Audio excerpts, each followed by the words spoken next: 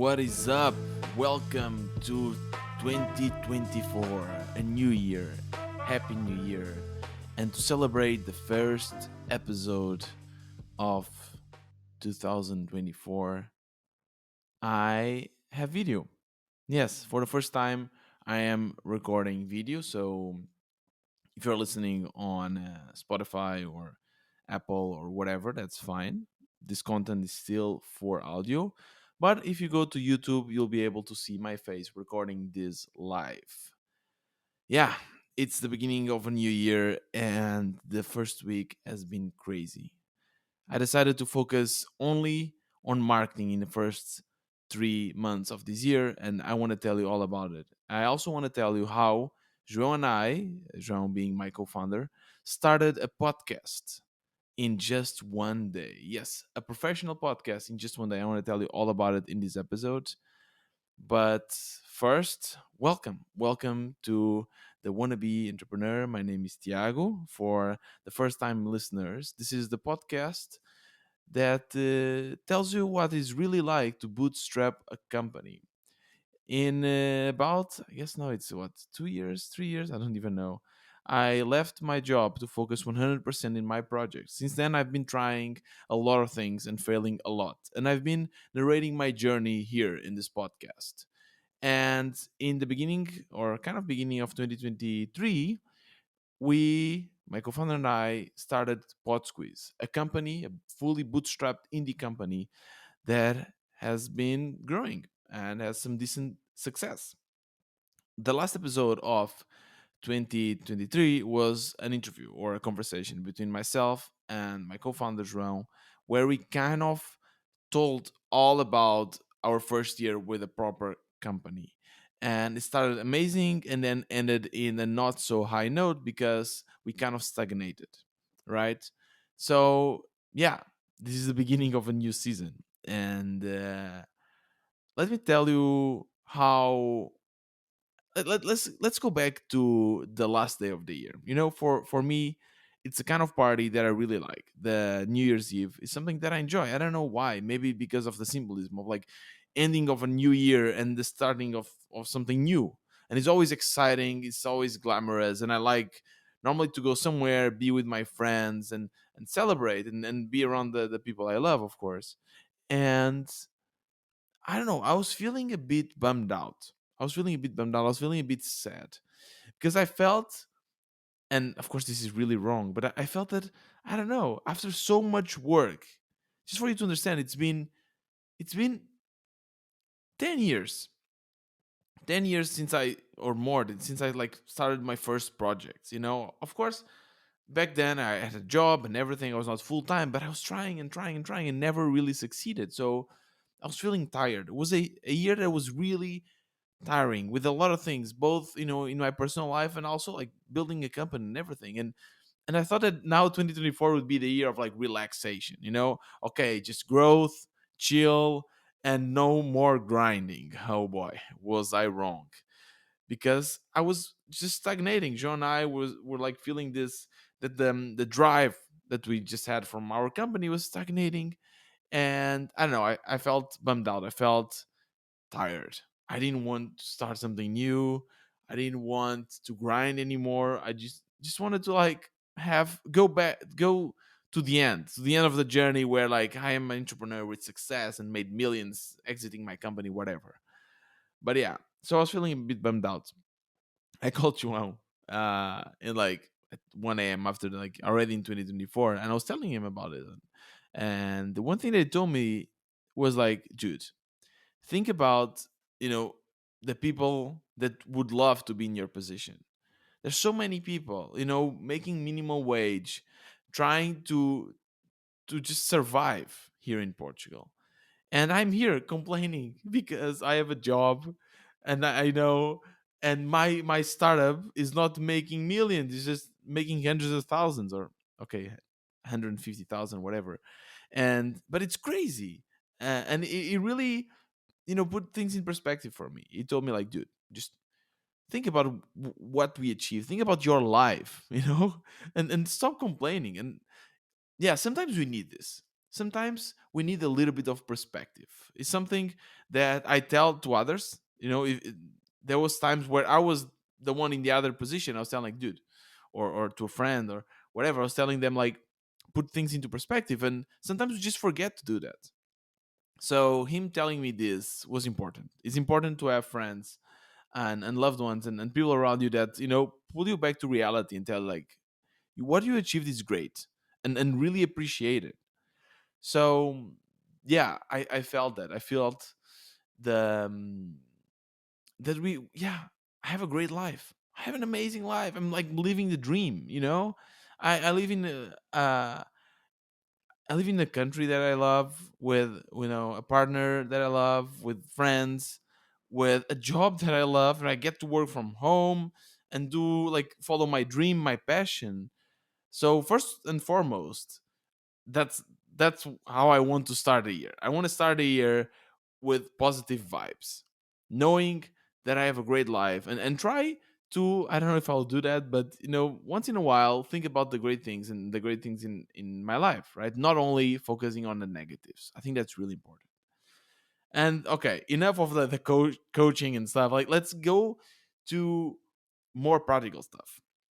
So in the end of the year, I told you about it. I had this conversation with an investor in Portugal. His name is Tosha, and it was just a catch up, a networking. And I told him about our problems with PodSqueeze, and he told me that about the curve of innovation. I told you about it in the, I think not the previous episode, but the other one. And he told me that now to jump from this early innovators to the early adopters, we needed to really learn about marketing and get a lot of momentum.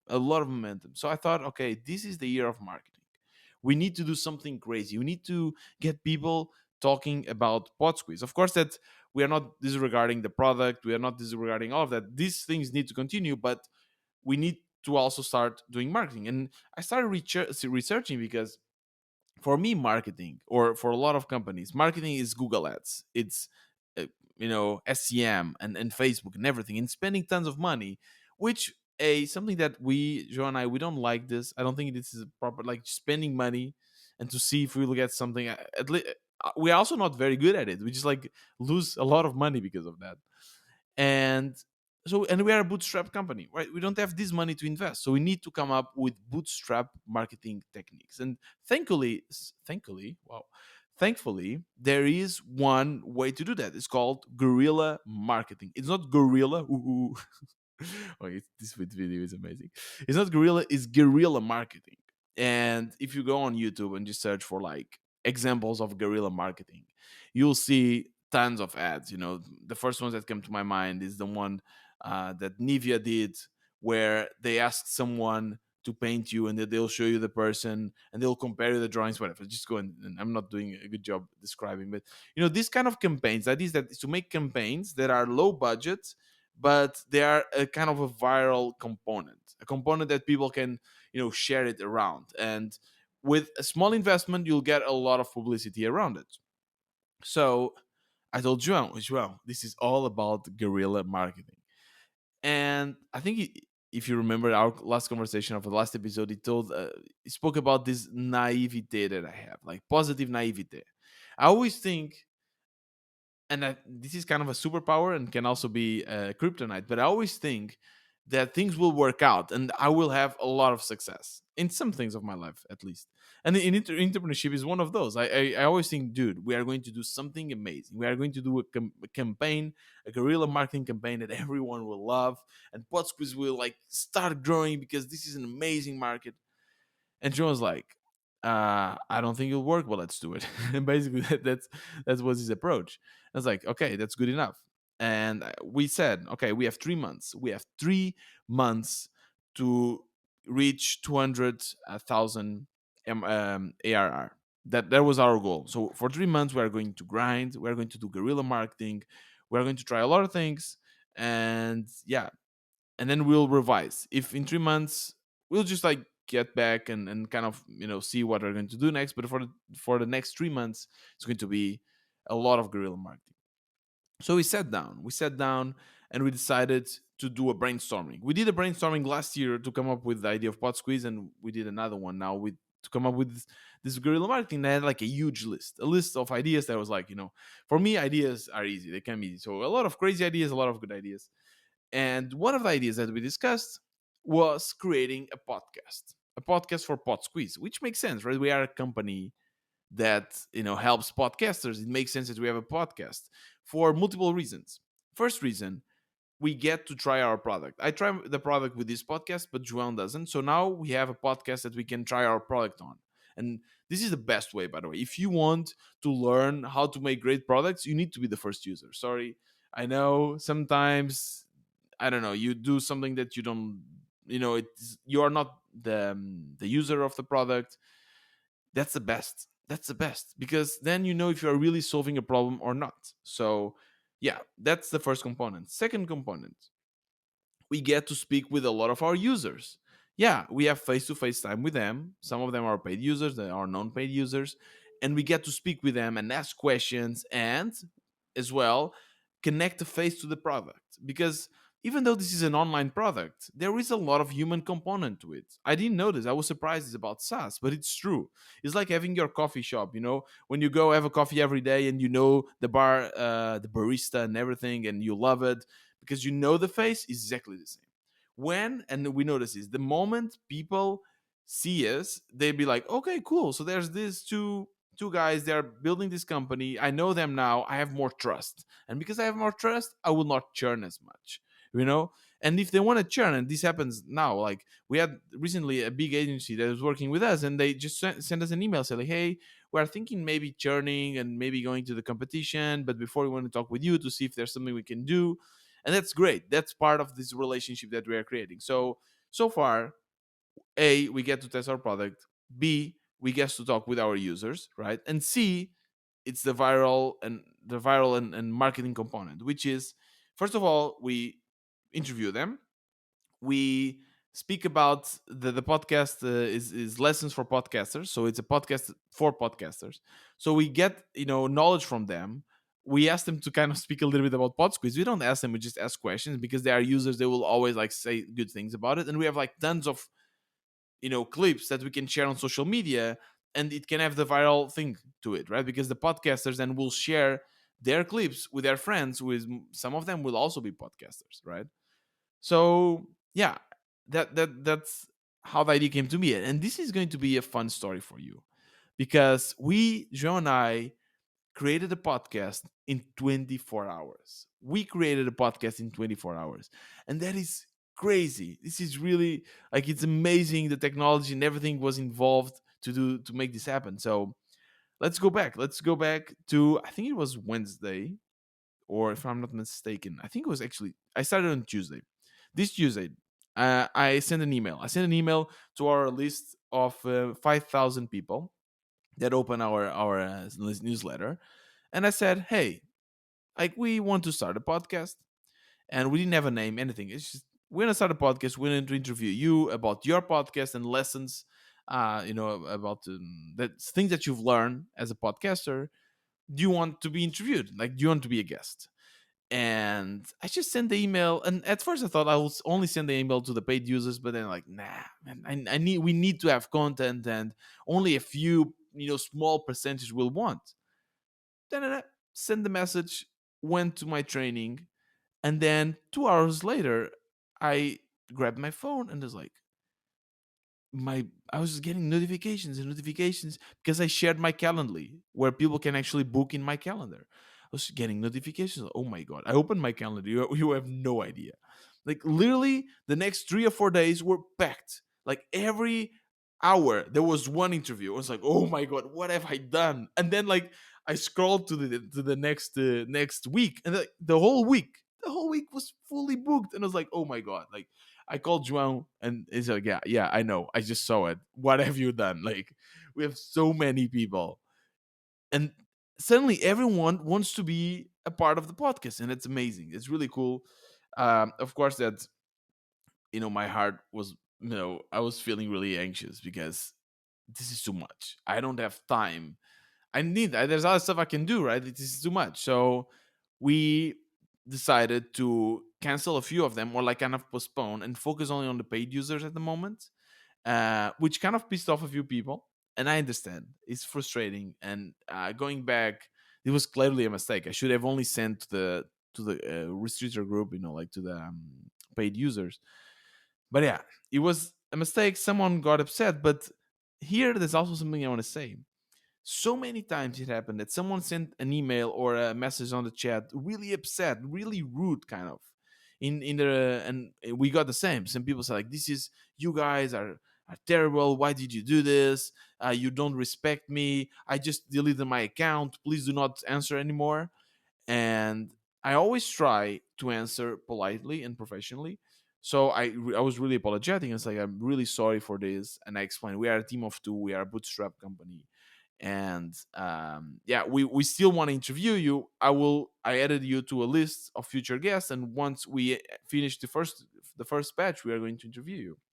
And suddenly this person's game completely changed. They're like, yeah, now it's my time to say sorry. I shouldn't have reacted like this. I just created another account. I'm going to be a client.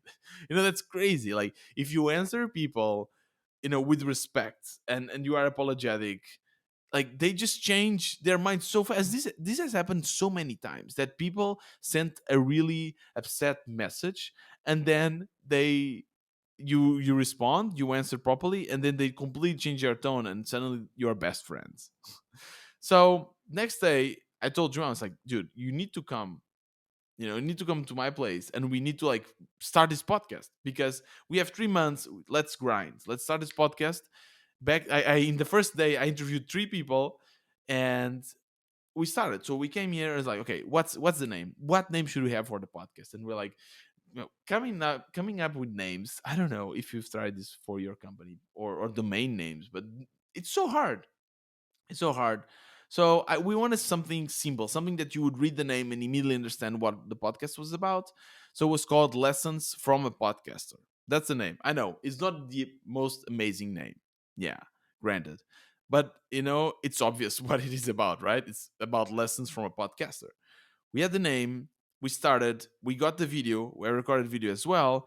And also, one of the reasons why I have this camera, by the way, uh, and I don't know if you're noticing, obviously if you're only listening you cannot notice, but there's some kind of good lighting, because I immediately ran and went to stores. Like, I need to buy those Instagram circular lights that everyone is using, and I need one of those. So I bought them. I got everything set up. I interviewed the first people. We got the name. João was like working on the logo. It took him like actually 2 or 3 hours, like coming up with some idea for a logo. At the same time, I was going putting everything into PodSqueeze and creating the assets, and João did like all the editing. Actually, there was not a lot of editing, but we just basically put one video on top of the other, and that's it. And previously, we kind of arranged the questions, because we wanted to be a short podcast. Very short episodes are like about 25, no, sorry, 15 to 20 minutes. And we did it. We released the first episode, and we're about to release. And John told me, "Man, we need some nice intro, because Tiago, your English is flawless, but it's not native. It's not American." And I was like, "What? What are you saying, João? Of course, man." And then I kind of listened to it, and no, yeah, it's totally not native. There's an accent. There's an accent. There's a Portuguese accent. I'm sorry, there is.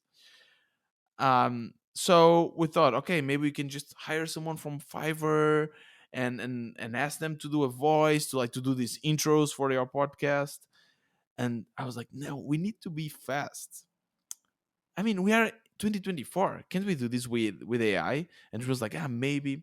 So I opened this website. It's called 11 Labs, and you can actually write down your text, and it says, like, it reads, and it's perfect accent. It's really good. It's human like, but there was no excitement. It was just reading, hey, welcome to the podcast, blah blah blah. And I needed some excitement. So one really cool feature that you can do with these 11 labs is you can record it yourself with your voice, and then put it into the AI, and the AI will put it in some other voice, woman's voice, and male, and completely different. And my accent, it still kind of catches a little bit of your accent. So It didn't work for my accent. You could clearly see that it was not a native. So I asked my friend Brian, and he's Canadian, live in Canada, and it was like I think 4 a.m. here, and in Canada it was maybe 5 p.m. I don't know. And I was telling him, hey, dude, can you record this real quick? I want to do this right now. I was like, yeah, dude, I will just record it. He recorded it and it was amazing. And if you go now on Lessons from Podcaster, we have the first episode out and you listen to it. The introduction is so human like, but it was created with an AI. That's crazy. It's so insane. So we did this and then we did the outro, the end of the podcast. And I went on Red Circle, which is the tool I use to publish this podcast as well, and it's done in 24 hours. How crazy is that? In 24 hours, we have a kind of professional podcast on Spotify, on Apple, on YouTube.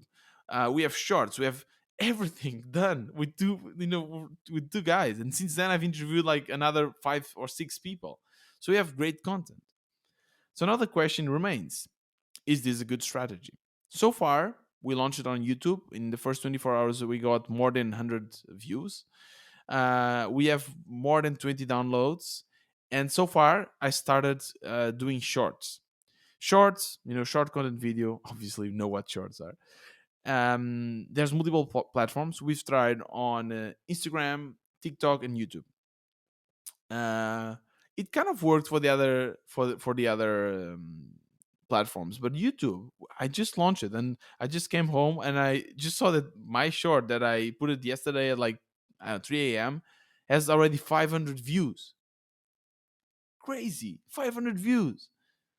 Yeah, definitely shorts, and this kind of short form video works really well. Now the question is, will this attract, you know, enough buzz to increase our number of views and users?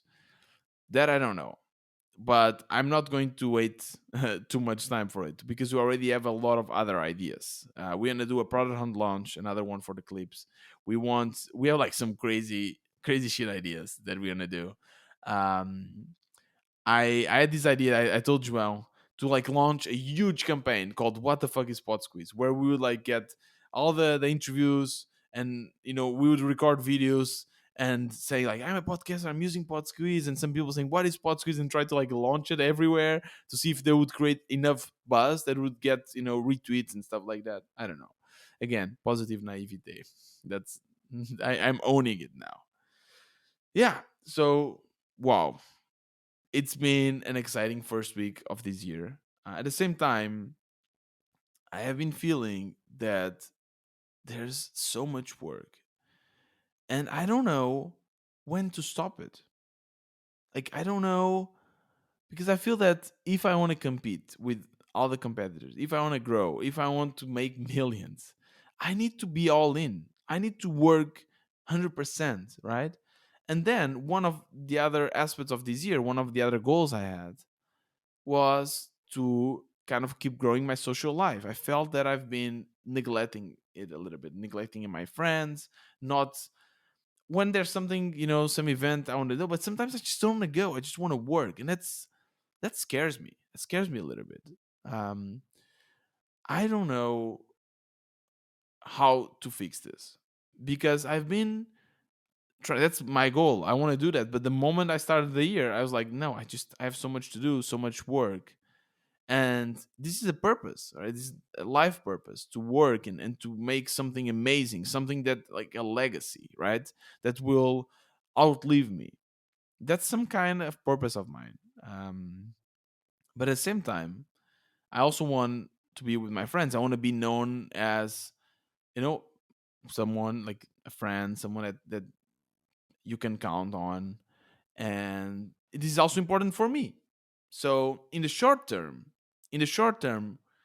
focusing 100% on work will is definitely, I think, the best I can do for work, for PodSqueeze, to grow, to achieve amazing things. I need to focus 100%. And if you see, Elon Musk's kind of guys and those huge tech gurus and CEOs, they just focus, or for a time of or period of their life, they focus 100% on their business. I don't want to do that, and I want to do that at the same time. It's a bit weird. it's a bit weird. I want that. I want the goal. I want to do something amazing that outlives me, but at the same time, I also want to enjoy it. And this is a really tricky line to walk on. I'm still figuring that out. I have to say, I'm still figuring that out. And I was expecting that this podcast, just by talking with you, this would help. I don't know. I, I think it just, I think that I need to change my mindset a little bit. I need to think that work, and this is a bit crazy, is not everything. Yeah, sure, I want to make something amazing. Sure, I want to compete with all the competitors. I want people to see PodSqueeze as an example of a great company. That will bring a lot of satisfaction to my life. But as well, I want to be. I know that this doesn't work in the long term, right? If I only focus on work, then I will have a burnout, and I will at some point kind of lose the motivation because I'll be like, what's the point? Okay, I have work, I have money, maybe I don't know, maybe I don't, but I have no friends, right? And at the same time, so of course that by working on this, on the social aspect, on the mental health, now it's crucial if I want to do this for the long run, and I've talked about that many times here. And at the same time, it's not everything, right? It's not only about work. It's about making an impact on the people I love. It's about being there and developing other aspects of my life that are not only work related. In the end of the day, though, I am an entrepreneur. Like there's no way around it. So I will be always coming up with ideas, speaking about business, everything I'm doing. There's everything in everything I do in my life. There's always, you know, a question, a business question, like, can I make a business out of this? Like, how is this working? How much money will this make? That's fine. That's me. But I need to know how to disconnect, and I need to know that work is not everything, and with this I mean scheduling things with my friends, doing something for me, doing sports. I as you know, I do Muay Thai, but sometimes when I get too excited about work, I was like, I don't need to go. I don't need to waste this 1 hour to go and do some exercise. I can just keep working, keep grinding. No, that's a big no. And yeah, so this is kind of the balance I'm trying, kind of struggling at the moment. I don't want to bore you too much more with this. If you have any suggestions, ideas, make sure to shoot me a message on Twitter. Yeah, again, sorry about like the randomness of posting these episodes. I would like to be more consistent, but again, crazy. But I, you can count on an episode every week, so I think that's good. And you can follow me on Twitter, WB Tiago. You can find the new podcast that we just created, Lessons from a Podcaster, on any streaming platform or YouTube. I will also link it in the show notes. And you can, I think that's it basically. Just review, share this episode with all of your friends. Welcome to 2024. This was another Wannabe Entrepreneur. See you next time.